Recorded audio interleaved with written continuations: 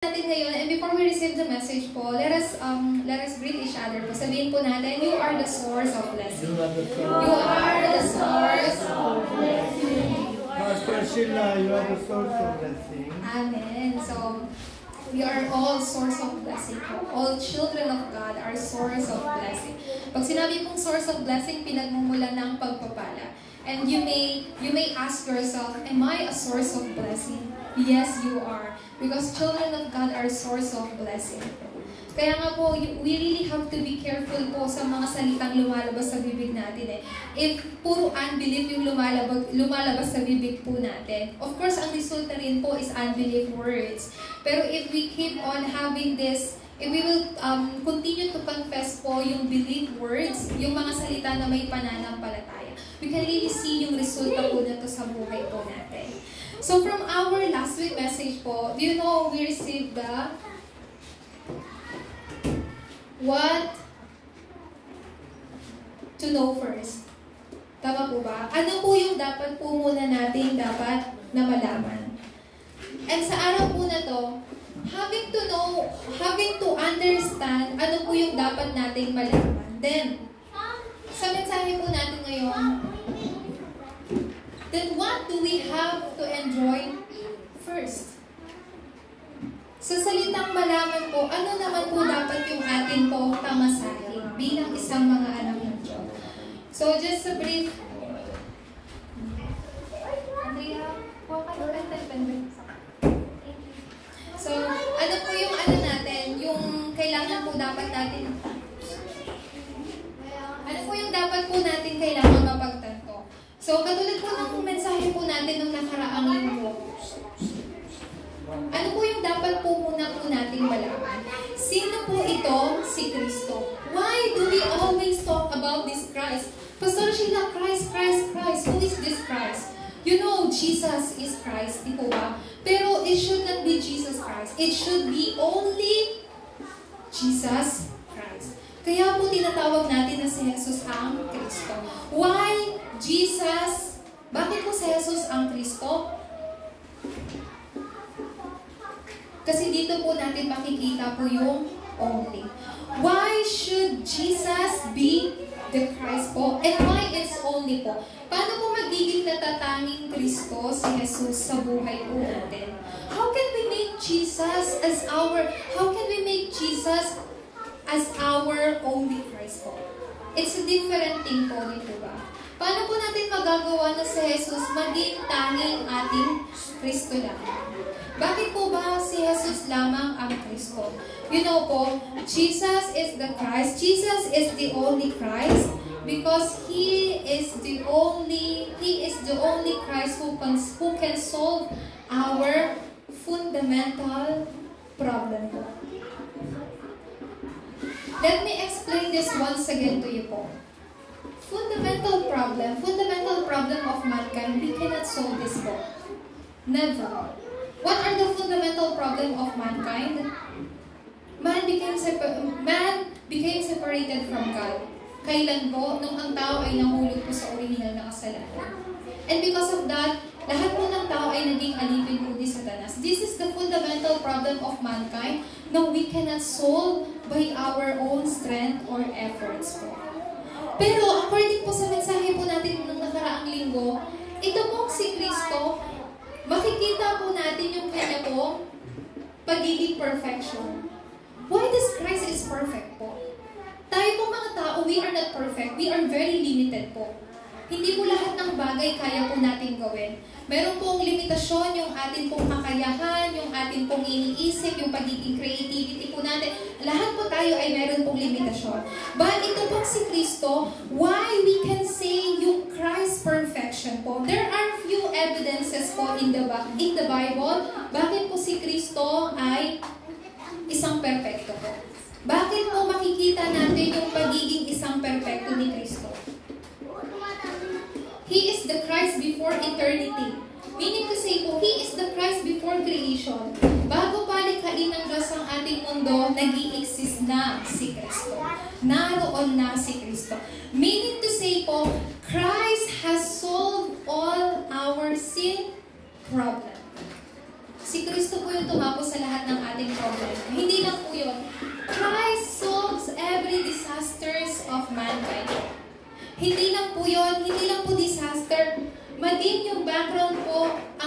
impyerno, tinapos rin po ni Kristo. Pinaka-importante po sa lahat, binibigyan po tayo nito ng assurance na Christ only, si Kristo lang po yung makakawasak sa kapangyarihan ni Satanas. Because Christ is the Christ before eternity. Hindi lang po yun. Why this Christ is the, makikita po natin yung perfection po ni Kristo? Because He is the incarnated Christ. To set us free from this original sin po, si Jesus, ito pong si Jesus, kailangan po niyang magkatawang tao po. Why? Because of our salvation. Pag sinabi pong man's salvation, ibig sabihin po nito, our soul and spirit salvation po. Why? Because of this fundamental problem po, tayo po ay naging alipin po ni Satanas. And katulad po ng sinabi ko kanina, no one can solve this fundamental problem except lamang po kay Kristo. Kaya nga po, si Kristo, siya po ay nagkatawang tao to give us this salvation po. Kaya po, always remember po, hindi po tayo tumanggap ng kaligtasan dahil po sa ating paggawa. Hindi po tayo nagkaroon ng kaligtasan kasi mabuti tayo. Tayo po ay nagkaroon, we receive salvation because it's solely by the grace of God po. This is according in John 1 verse 14 po. Why Christ is perfect? Why we can tell this perfection of Christ? Because He is the resurrected Christ. When He incarnated, why He incarnated? To save us from this fundamental problem. Meaning to say, Jesus had to die on the cross po. Kailangan niya pong kailangan niya pong mamatay. Pero, after ng kanya pong kamatayan, siya po ay muling nabuhay. And until now po, nararanasan po natin yung kapangyarihan po ni Jesus. Ibig sabihin po ng resurrection, meron po kamatayan. Pero ano pong klaseng kamatayan? Ang resurrection po, this is the evidence.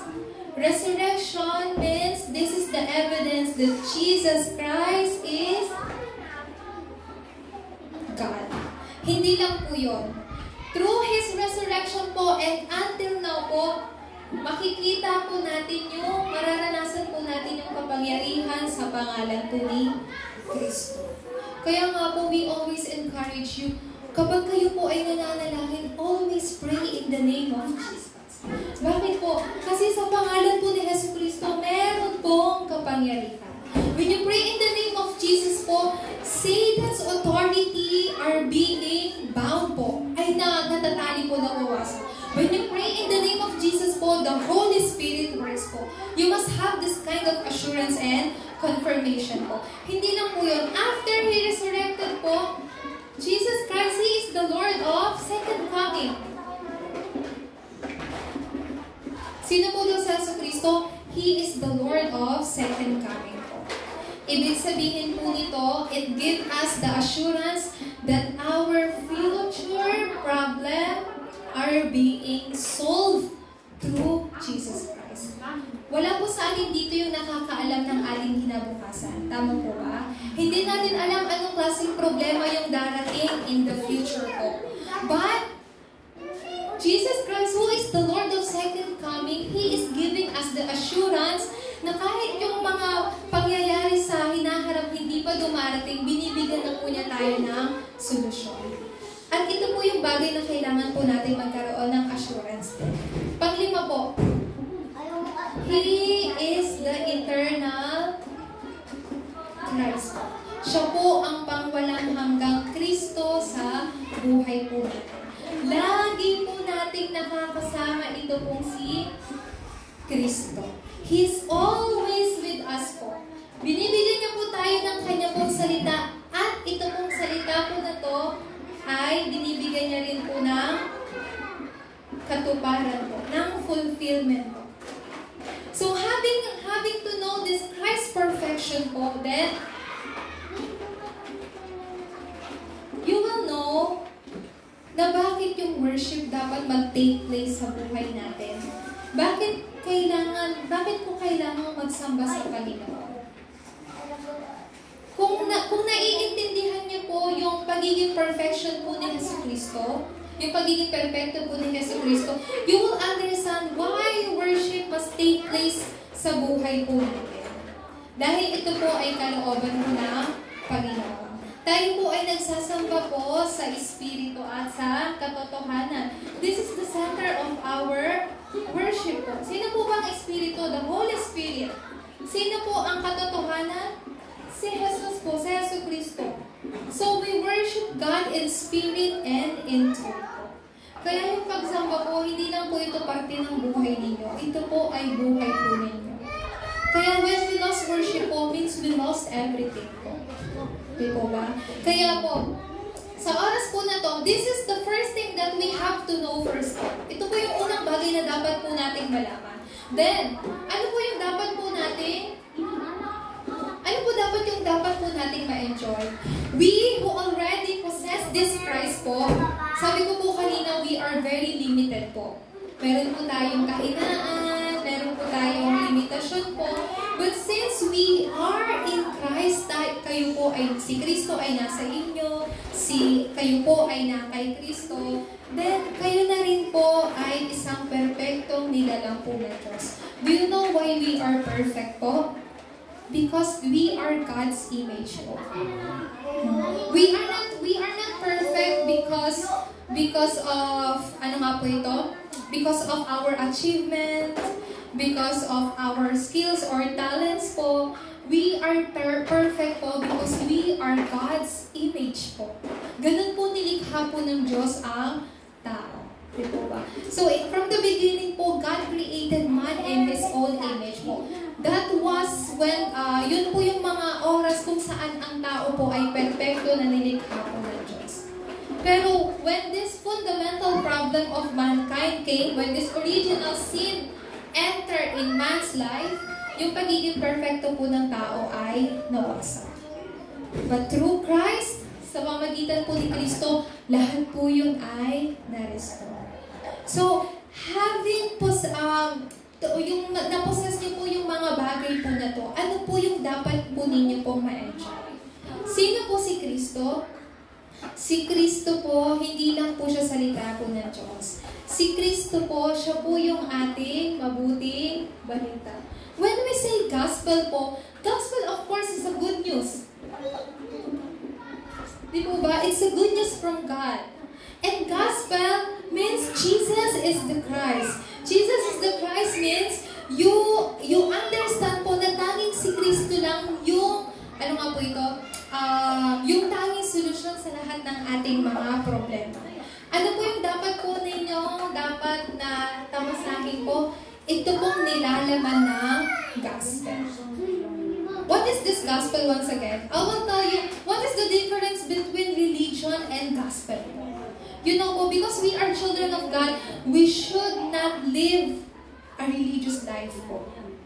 We don't gather here po just to live our life religiously. We don't gather here po just to come here in church and listen to God's word and come back to our house po, tapos wala nang salita ng Diyos. Yung ganitong buhay ay parang relihiyosong buhay lang po. Pero bakit mo natin kailangan tamasahin po yung gospel po? Ano yung nilalaman ng gospel na to? Una sa lahat, this gospel context, it's not man's method. It's not man's method po. Meaning to say po, gospel is not religion po. Christian po, yung Christianity, hindi rin po religion po. Minsan tinatanong kayo ng tao, anong religion mo? Kristiyano ako. Pero pag tayo po, pagiging isang anak po na Diyos, Kristiyano po, hindi po ito relihiyosong buhay po. What else po? Gospel po is not man's method po.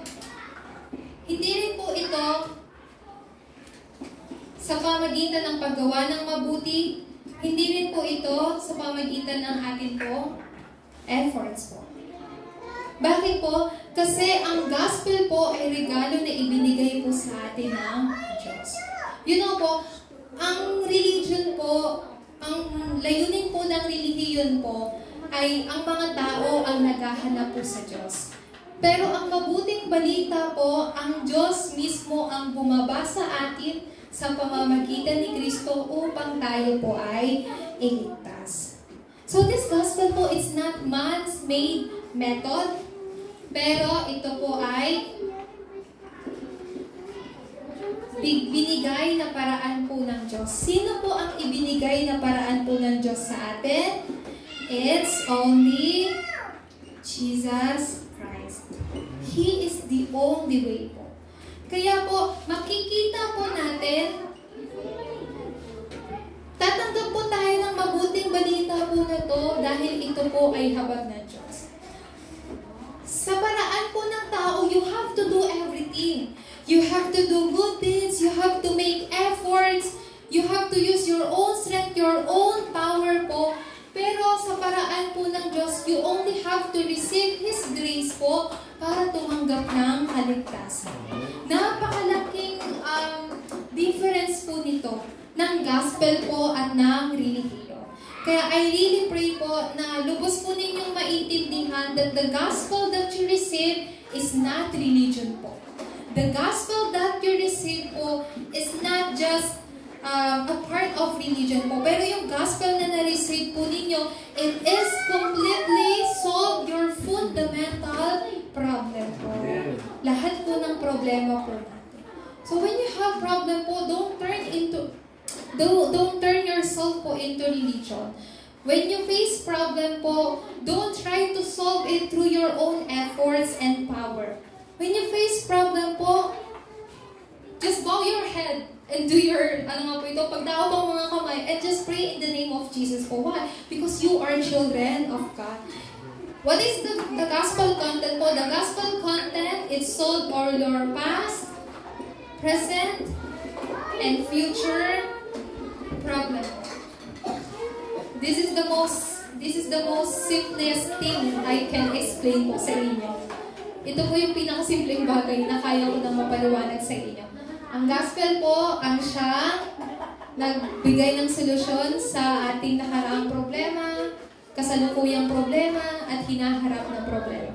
This is the most easiest and simplest thing I can explain to you what is the gospel. Gospel, it doesn't make you bind po sa kasalanan. It makes you free. Kasi nga po sabi po ni Jesucristo sa Roma chapter 8 verse 2, tayo na daw po ay pinalaya mula sa batas ng kasalanan at kamatayan sa pamamagitan ng Espiritong nagbibigay buhay po sa atin. So having to know this gospel content, then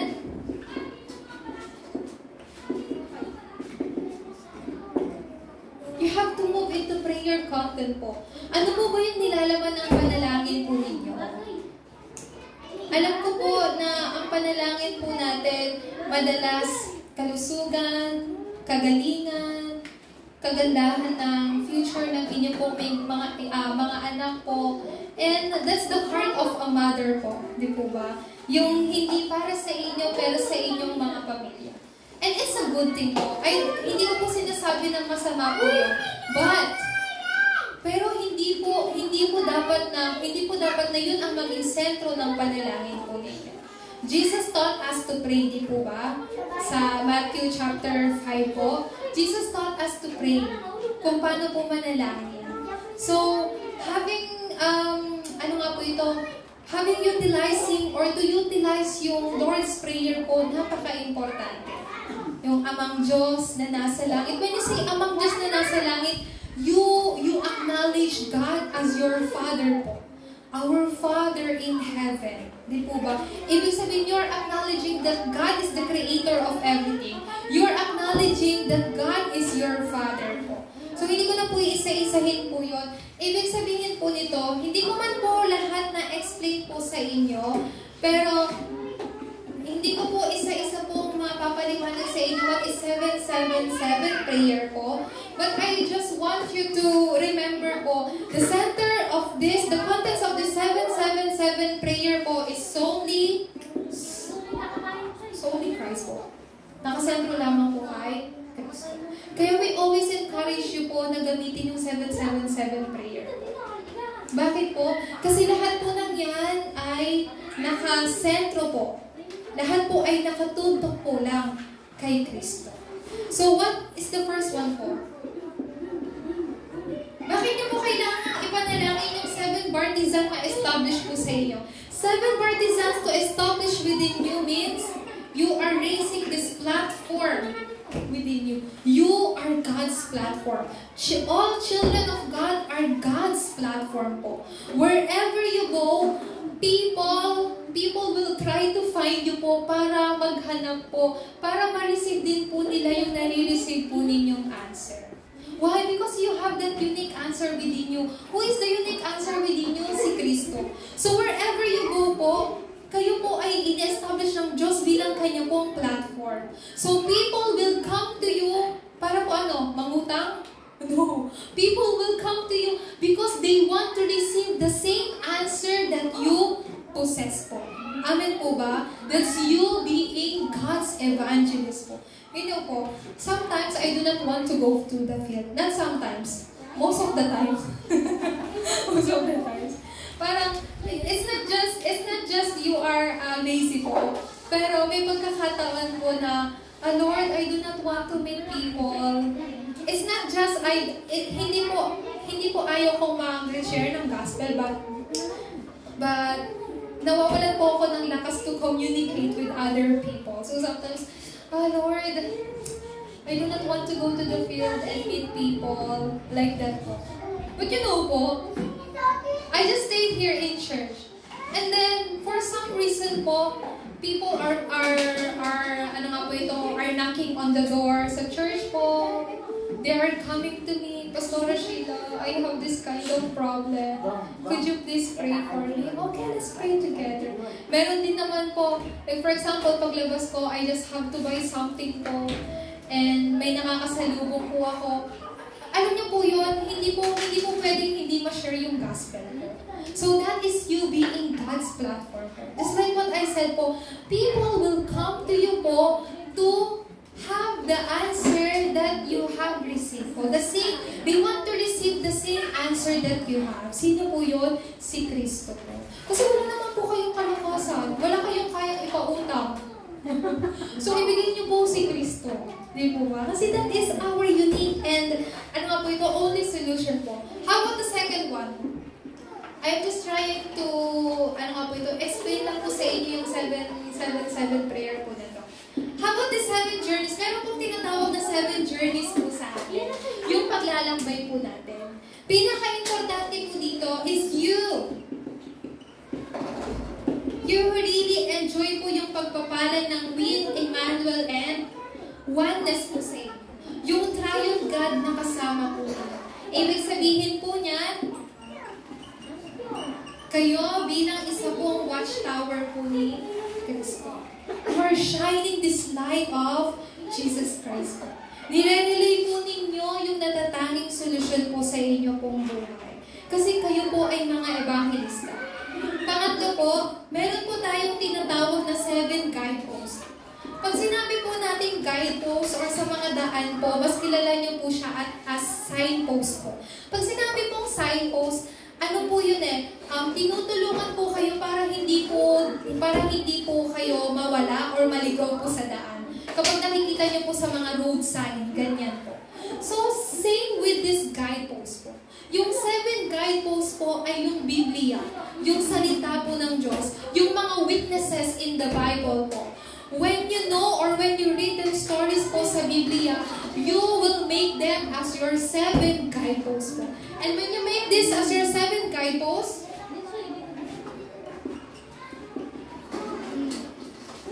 your next generation po will be revived po.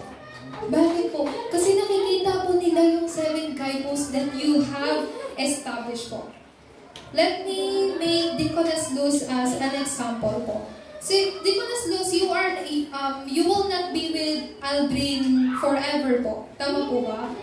If God called you po, kahit tawagin po kayo ng Diyos, syempre mauna po kayo tawagin po ng Panginoon di ba? Kasi kay Aldrin. But then, you have this assurance, pag si Deaconess Luz, kapag na-raise po itong 7 partisan po sa inyo bilang inyong platform, at itong 7 journeys bilang isa pong watchtower po ninyo, kahit kayo po ay unang tawagin po ng Panginoon, magiging kampante po kayo kasi nakita po ni Aldrin yung buhay pananampalataya po ninyo. And that will become His guidepost po para para din po, ano nga po ito, ma-follow po niya, masundan po niya yung buhay pananampalataya niyo. Ibig sabihin po niya, kayo hindi lang po kayo magiging isang mga watchtower, pero mga antena po ng Panginoon. Ibig sabihin po niya, you will relay the same answer po na si Jesus ang Kristo sa ibang tao. Kaya po, itong prayer content po natin ng 777 prayer po, I really pray to God po that you may have this courage po and power po na simulan po yung mga panalangin po na ito. Hindi lang po yan. Pangatlo po,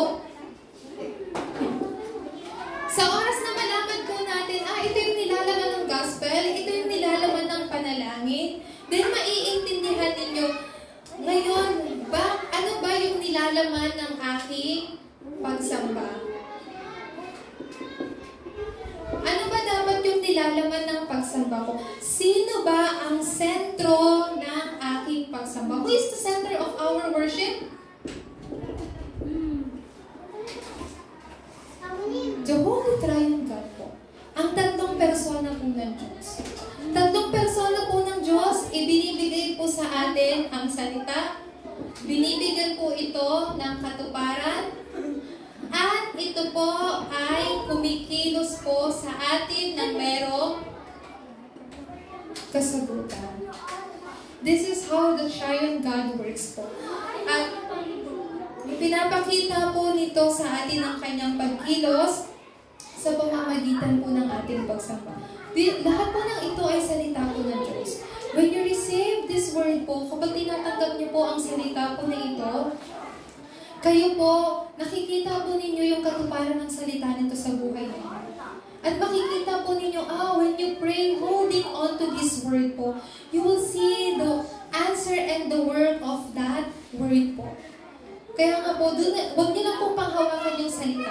When you hold on to the word po, you have to really wake up your mind, wake up your soul po, para makita po ninyo kung yung kasagutan po, kung yung salita po na ito nagkaroon po ng kasagutan or patuloy po na kumilos po sa inyo. So, hindi lang po yan. Remember this po, the worship, the content of our worship po, it revives everything po.